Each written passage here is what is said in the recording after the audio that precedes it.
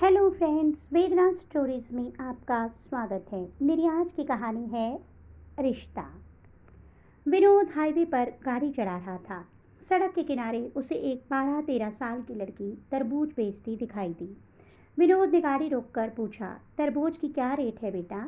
लड़की बोली, 50 रुपये का एक तरबूज है साहब। पीछे की सीट पर बैठी विनोद की पत्नी बोली, इतना महंगा तरबूज नहीं लेना जी, चलो यहाँ से। विनोद बोला, महंगा कहाँ है, इसके पास जितने तरबूज हैं कोई भी 5 किलो के कम का नहीं होगा। 50 रुपये का एक दे रही है तो 10 रुपये किलो पड़ेगा हमें, बाजार से तो 20 रुपये किलो भी ले आती हूँ।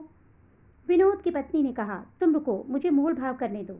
फिर वह लड़की से बोली, 30 रुपये का एक देना है तो दो, वरना रहने दो। लड़की बोली, 40 रुपये का एक तरबूज तो मैं खरीद कर लाती हूँ आंटी, आप 45 रुपये का एक ले लो, इससे सस्ता मैं नहीं दे पाऊंगी। विनोद की पत्नी बोली, झूठ मत बोलो बेटा, सही रेट लगाओ। देखो ये तुम्हारा छोटा भाई है ना, इसी के लिए थोड़ा सस्ता कर दो। उसने खिड़की से झांक रहे अपने 4 वर्षीय बेटे की तरफ इशारा करते हुए कहा। सुंदर से बच्चे को देखकर लड़की का एक तरबूज हाथों में उठाते हुए गाड़ी के करीब आ गई। फिर लड़के के गालों पर हाथ फेरकर बोली, सचमुच मेरा भाई तो बहुत सुंदर है आंटी। विनोद की पत्नी बच्चे से बोली, दीदी को नमस्ते बोलो बेटा। बच्चा प्यार से बोला, नमस्ते दीदी। लड़की ने गाड़ी की खिड़की खोलकर बच्चे को बाहर निकाल लिया और फिर बोली, तुम्हारा नाम क्या है भैया? लड़का बोला, मेरा नाम गोलू है दीदी। बेटे को बाहर निकालने के कारण विनोद की पत्नी कुछ असहज हो गई। तुरंत बोली, अरे बेटा, इसे वापस अंदर भेजो, इसे डस्ट से एलर्जी है। लड़की उसकी आवाज़ पर ध्यान न देते हुए लड़के से बोली, तू तो सचमुच गोल मटोल है रे भाई, तरबूज खाएगा? लड़के ने हाँ में गर्दन हिलाई तो लड़की ने तरबूज उसके हाथों में थमा दिया।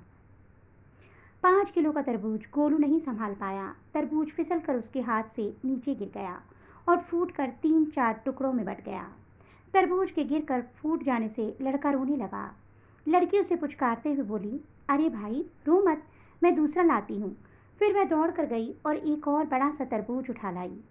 जब तक वह तरबूज उठाकर लाई, इतनी देर में विनोद की पत्नी ने बच्चे को अंदर गाड़ी में खींचकर खिड़की बंद कर ली। लड़की खुले हुए शीशे से तरबूज अंदर देते हुए बोली, ले भाई, ये बहुत मीठा निकलेगा। विनोद चुपचाप बैठा लड़की की हरकतें देख रहा था। विनोद की पत्नी बोली, जो तरबूज फूटा है मैं उसके पैसे नहीं दूंगी, वह तुम्हारी गलती से फूटा है।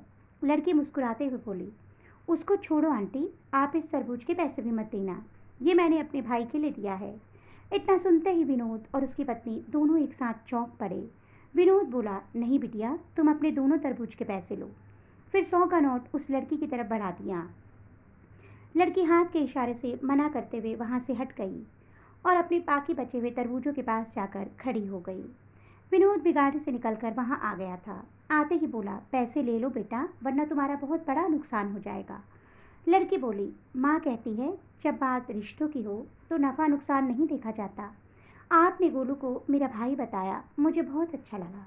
मेरा भी एक छोटा सा भाई था, मगर। विनोद बोला, क्या हुआ तुम्हारे भाई को? वह बोली, जब वह 2 साल का था तब उसे रात में बुखार हुआ था। सुबह माँ हॉस्पिटल में ले जा पाती उससे पहले ही उसने दम तोड़ दिया था। मुझे मेरे भाई की बहुत याद आती है। उससे 1 साल पहले पापा भी ऐसे ही हमें छोड़कर गुजर गए थे। विनोद की पत्नी बोली, ले बिटिया, अपने पैसे ले ले। लड़की बोली, पैसे नहीं लूँगी आंटी। विनोद की पत्नी गाड़ी में गई, फिर अपने बैग में से एक पाजेब की जोड़ी निकाली जो उसने अपनी 8 वर्षीय बेटी के लिए आज ही 3,000 में खरीदी थी। लड़की को देते हुए बोली, तुमने गोलू को भाई माना तो मैं तुम्हारी माँ जैसी हुई ना, अब तू ये लेने से मना नहीं कर सकती। लड़की ने हाथ नहीं बढ़ाया तो उसने ज़बरदस्ती लड़की की गोद में पाजेब रखते हुए कहा, रख ले, जब भी पहनेगी तुझे हम सबकी याद आएगी। इतना कहकर वह वापस गाड़ी में जाकर बैठ गई। फिर विनोद ने गाड़ी स्टार्ट की और लड़की को बाय बोलते हुए वे चल पड़े। विनोद गाड़ी चलाते हुए सोच रहा था कि भावुकता भी क्या चीज़ है। कुछ देर पहले उसकी पत्नी 10-20 रुपये बचाने के लिए हथकंडे अपना रही थी, कुछ देर में ही इतनी बदल गई जो 3,000 की पासेब दे आई। फिर अचानक विनोद को लड़की की एक बात याद आई, रिश्तों में नफ़ा नुकसान नहीं देखा जाता। विनोद का प्रॉपर्टी के विवाद को लेकर अपने ही बड़े भाई से कोर्ट में मुकदमा चल रहा था। उसने तुरंत अपने बड़े भाई को फ़ोन मिलाया। फ़ोन उठाते ही बोला, भैया, मैं विनोद बोल रहा हूँ। भाई बोला, फ़ोन क्यों किया?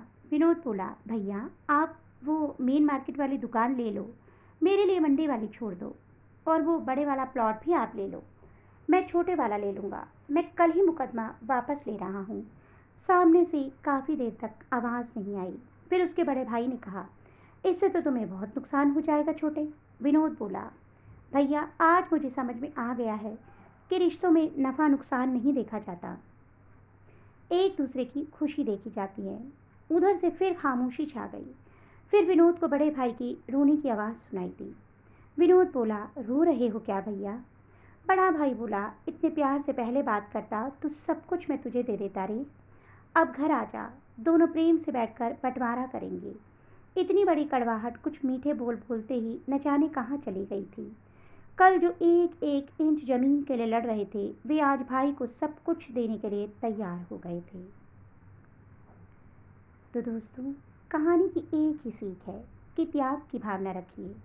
अगर हमेशा देने को तत्पर रहोगे तो लेने वाले का भी हृदय परिवर्तन हो जाएगा। याद रखें, रिश्तों में नफ़ा नुकसान नहीं देखा जाता।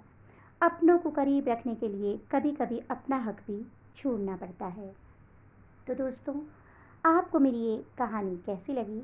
कमेंट बॉक्स में अपने विचारों के साथ अपनी प्रतिक्रिया अवश्य दीजिएगा, और मेरे चैनल को सब्सक्राइब करना मत भूलिएगा। जल्द ही ऐसी ही छोटी मोटी अन्य रचनाओं के साथ आपको मिलती रहूँगी। तब तक के लिए बाय बाय।